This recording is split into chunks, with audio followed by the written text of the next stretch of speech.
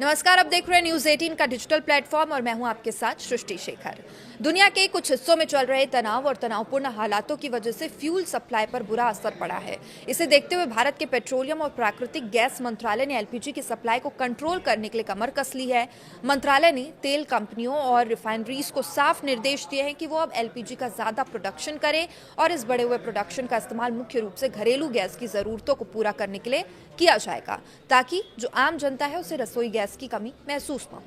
तो देखिए, बुकिंग के नियमों में भी बड़ा बदलाव कर दिया गया है। सरकार ने घरेलू गैस सिलेंडर की बुकिंग को लेकर एक सख्त नियम लागू कर दिया। अब 2 गैस सिलेंडरों की बुकिंग के बीच कम से कम 25 दिन का अंतर होना जरूरी है। इसका मतलब है कि एक बार सिलेंडर बुक करने के लिए आप अब अगले 25 दिनों तक दूसरा सिलेंडर बुक नहीं कर पाएंगे।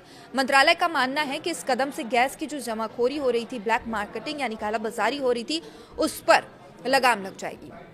तो देखिए, अक्सर देखा जाता है कि सप्लाई कम होने की खबर मिलते ही जो लोग हैं वो ज़रूरत से ज़्यादा सिलेंडर स्टोर करने लगते हैं, चाहे ये कमर्शियल हो या घरेलू सिलेंडर की बात हो, दोनों जगह ये लागू होता है, जिससे असली जो ज़रूरतमंद होते हैं उन्हें काफ़ी परेशानी होती है।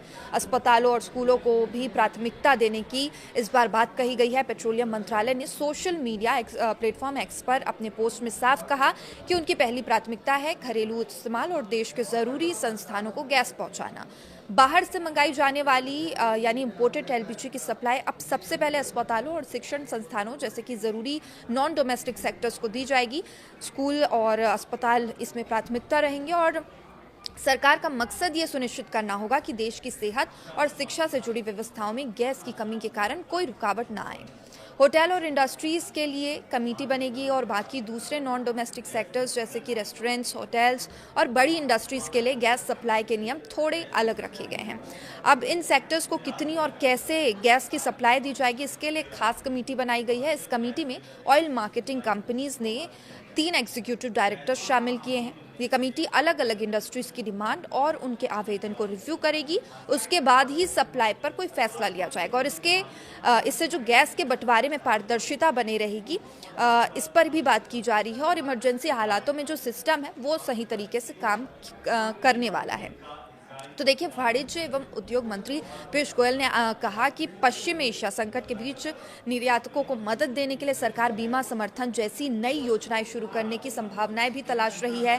पीयूष गोयल ने आगे कहा कि इस बारे में निर्यात ऋण गारंटी देने वाली यूनिट ईसीजीसी और अन्य विभागों के साथ परामर्श किया जा रहा है। उन्होंने कहा कि हम निर्यातकों की मदद के लिए बीमा समर्थन जैसे कुछ नई योजनाएं विकसित करने पर विचार भी कर रहे हैं। इस बारे में ईसीजीसी और अन्य विभागों से चर्चा भी की जा रही है। उन्होंने कहा कि अंतर मंत्रालयीय समूह पश्चिम एशिया संकट से जुड़े घटनाक्रमों पर लगातार नजर रखे हुए है। निर्यातकों के साथ लगातार कांटेक्ट भी किया जा रहा है।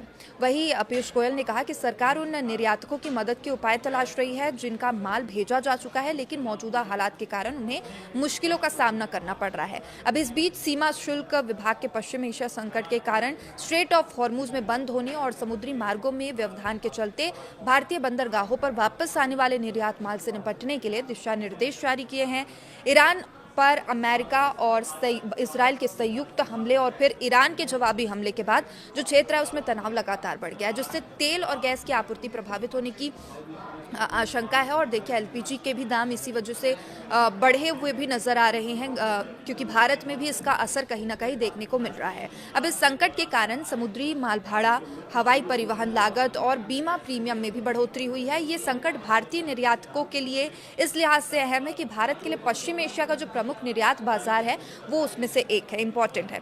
एलपीजी उत्पादन सीएनजी पाइप वाली रसोई गैस को अलॉटमेंट में मिली टॉप प्राथमिकता पश्चिम एशिया में संघर्ष के कारण आयातित गैस आपूर्ति बाधित होने के बीच केंद्र सरकार ने घरेलू स्तर पर उत्पादित प्राकृतिक गैस के अलॉटमेंट की प्राथमिकता लिस्ट संशोधित की है। नई व्यवस्था में जो एलपीजी उत्पादन को सीएनजी और पाइप से मिलने वाली रसोई गैस है उसके साथ ही टॉप प्राथमिकता दी गई है। सरकार की तरफ से जारी गजट अधिसूचना के मुताबिक इन क्षेत्रों की जरूरतें पहले पूरी की जाएगी, उसके बाद ही जो अन्य क्षेत्र हैं वहां पर गैस उपलब्ध की जाएगी। और यही तस्वीरें जो है वो भारत के भी कई शहरों से सामने आ रही है। खास करके अगर हम मध्य प्रदेश की बात करें तो सुबह से ही यहाँ पर जो एलपीजी है उसके लिए लाइन लगाते लोग दिखाई दे रहे हैं और काफ़ी परेशान होते भी दिखाई दे रहे हैं। तो देखिए, संशोधित व्यवस्था के तहत पाइप के जरिए घरेलू गैस, रसोई गैस वाहनों के लिए जो सीएनजी और एलपीजी उत्पादन को प्राथमिकता कैटेगरी में सबसे ऊपर रखा गया है और इन क्षेत्रों को पहले 6 महीने की औसत खपत के आधार पर 100% गैस आपूर्ति सुनिश्चित की जाएगी। उर्वरक क्षेत्र को दूसरी प्राथमिकता दी गई है और उसकी पिछले 6 महीने की औसत मांग कम से कम 70% तक पूरा किया जाएगा।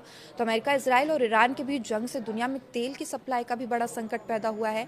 रिपोर्ट्स के मुताबिक जो स्ट्रेट ऑफ हॉर्मुज है लगभग बंद है, जहां से दुनिया के कुल तेल का लगभग 20 से 25% हिस्सा गुजरता है। अब कई ऐसे देश हैं जहां पर अब कुछ हफ्तों या महीनों का ही तेल रिजर्व है। हालांकि डोनाल्ड ट्रंप ने युद्ध जल्द खत्म होने के संकेत दिए, लेकिन वही दूसरी तरफ ईरान से लगातार ये सामने आ रहा है, ईरान कह रहा है कि ये हम तय करेंगे कि युद्ध कब खत्म होगा, अमेरिका ये नहीं तय करेगा। और रॉबर्ट कियोस्की का कहना है कि भारत दुनिया का तीसरा सबसे बड़ा तेल आयात करने वाला देश है। अपनी ज़रूरतों का 80% से ज़्यादा तेल वो बाहर से खरीदता है और इससे लगभग आधा तेल खाड़ी देशों से आता है। और सामान्य स्थिति में तेल की कीमत बढ़ना भारत के लिए समस्या बन सकती है, लेकिन लेखक के अनुसार इस बार बहुत समझदारी से रणनीति अपना रहा है भारत, और भारत शतरंज खेल रहा है जबकि बाकी देश साधारण खेल खेल रहे हैं। भारत के पास लगभग 74 दिनों का तेल भंडार है और जिसकी पुष्टि भारत के खुद तेल मंत्री ने की है। इसके अलावा भारत रूस से काफ़ी सस्ता कच्चा तेल खरीद रहा है। अमेरिका ने भी भारत को 30 दिन की छूट दी है ताकि वो समुद्र में फंसे रूसी तेल को खरीद सके, और इसका ये मतलब है कि भारत इस मौके का फायदा उठाकर सस्ता तेल खरीद सकता है। भारत की रणनीति ये है कि वो सस्ता रूसी कच्चा तेल खरीदे और उसे अपने रिफाइनरीज में प्रोसेस करे, फिर उससे बने पेट्रोल, डीजल जैसे रिफाइंड प्रोडक्ट दुनिया के देशों को बेच दे। अभी दुनिया में ईंधन की भारी मांग है। तेल की कीमत लगभग $114 के आसपास है। भारत पहले से ही दुनिया के सबसे बड़े रिफाइंड पेट्रोलियम उत्पाद निर्यातकों में से एक माना जाता है और इसलिए सस्ते रूसी तेल और महंगे रिफाइंड ईंधन के बीच जो कीमत का अंतर है उससे भारत को इस समय काफ़ी अच्छा मुनाफा मिल रहा है। तो देखिए, भारत ने इस पूरे युद्ध के दौरान अमेरिका, रूस, इजराइल और ईरान सभी के साथ अपने संबंध बनाए रखे, और इस बार अलग अलग देश भारत के जरिए एक दूसरे को संदेश भी भेजते हैं और इसे बैक चैनल डिप्लोमेसी कहा जाता है। ये एक बड़ी रणनीतिक ताकत होती है। तो विशेषज्ञ का कहना है कि भारत इस समय बहुत मुश्किल स्थिति में संतुलन बनाकर चल रहा है।